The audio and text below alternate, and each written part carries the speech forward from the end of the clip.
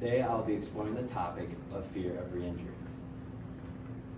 To further my research on this, I asked the question, does the fear of re-injury impact the performance of athletes in physically demanding sports?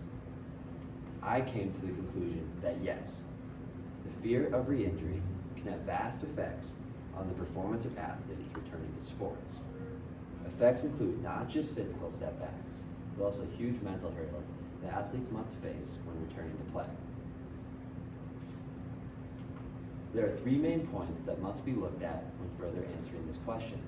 The first being the mental and physical effects, second being moral and intelligent disobedience, and finally, the solutions that can help.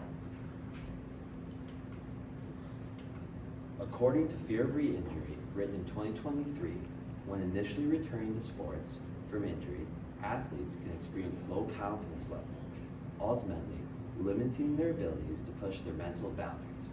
They feel it can be too much of a risk to push these boundaries. Basically, they play it safe.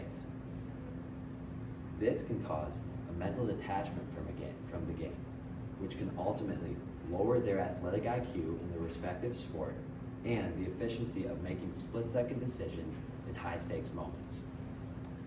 This leads into the major connection between the mind and body.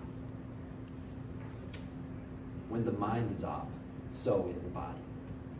When confidence levels are low and fear of re-injury are high, athletes revert to what are called protective behaviors.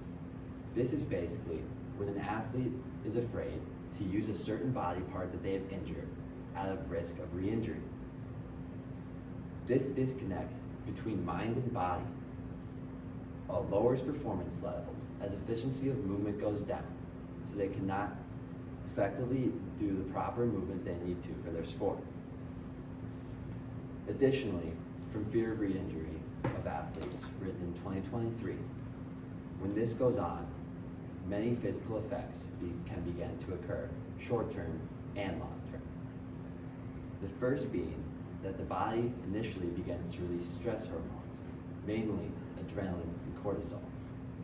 This not only increases the anxiety, but it also causes vast increase in muscle tension and impaired bodily coordination, making it harder to perform movements at all.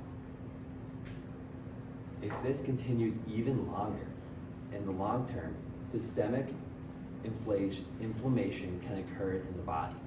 This can affect this can weaken the body's immune system, ultimately affecting the body's ability and the athlete's ability to fight viruses, making them less available because of sickness. Moral and intelligent disobedience are also very important to look at when answering this question. First off, U.S. soldiers. In Moral Courage and Intelligent Disobedience, it says that the situational pressures, effects on judgment of action, can be swayed by outside forces. The military calls for those who are willing to sacrifice their lives, but in the article, it also brings up the fact that soldiers have to make decisions at times using intelligent disobedience to ensure their own safety. This connects directly to fear of re-injury, as it outlines the same basic themes that outside pressures wanting you to perform and listen, like a U.S. soldier would from a drill sergeant and you would from a coach, or performing for your parents or friends. Similarly, in Simone Biles and the most human meaning of courage, it shows that the great amount of anxieties athletes can feel to perform in high-stakes scenarios, and the disconnect she was feeling at the time when she had to mentally opt out of the competition from the lack of trust in herself and mind-body connection. This also directly relates to the mental struggles athletes face in the fear of re-injury field, as they deal with that disconnect in their own respective sport and the inability to trust themselves to perform. There are a few solutions that can help. The few possible solutions to look at when dealing with a lack of performance from re-injury fear. The first being just simply having a therapist. According to How Fear of Movement impacts sports performance, written in 2022, cognitive behavioral therapy can be very effective in reducing stress and anxiety levels, allowing for more freedom of movement on the field and a more positive outlook on returning and love for the game. Physical therapy techniques can also be quite effective. Besides just simple rehabilitation of that singular body part, certain techniques can be applied. One being introducing movements slowly in a controlled environment. This was written by Barker in 2021. However, there are a few drawbacks when it comes to reintroducing movements slowly, as if the athlete is too cautious and soft on a singular part of the body, those protective behaviors will start to revert back. So it's important that doctors and physical therapists measure how slowly they reintroduce movements. Finally, techniques when the athletes return to play are also quite important and quite simple. The continuation of their mental exercises they learn in therapy can help keep anxiety and stress low, even just by remembering the love they have for the game and why they started playing the game can be effective in doing this.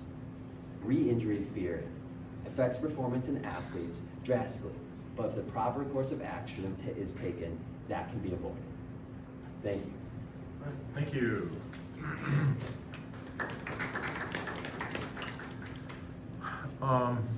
Did your research go in a different direction than you originally expected? Yeah, so my research did not go in a crazy different direction than I initially expected. However, I did have parts that I know would end up being more important. For example, the mind-body connection. If your mind is off, your body is going to be off. And how being exposed to high amounts of stress and hormones like adrenaline and cortisol can have long-term effects on systemic inflammation and things like that, which was interesting to see. So I didn't think that would play as much of an effect as it actually did. Okay, thank you. What are the implications of your findings to our community? Yeah, so there are a lot of implications of my findings to our community, as thousands of high school athletes are injured each year, and this research helps explain the feelings that they might have and their protective behaviors that they might be exhibiting. And it also gives them options to fix that problem through the solutions like through cognitive behavioral therapy, and also remind themselves why they love the game. Similar for college and professional athletes, it can also have implications as they do have more resources, but also gives them a look into the mental battle they might be feeling and that mind-body disconnection that is occurring. Okay, thank you. Another round of applause.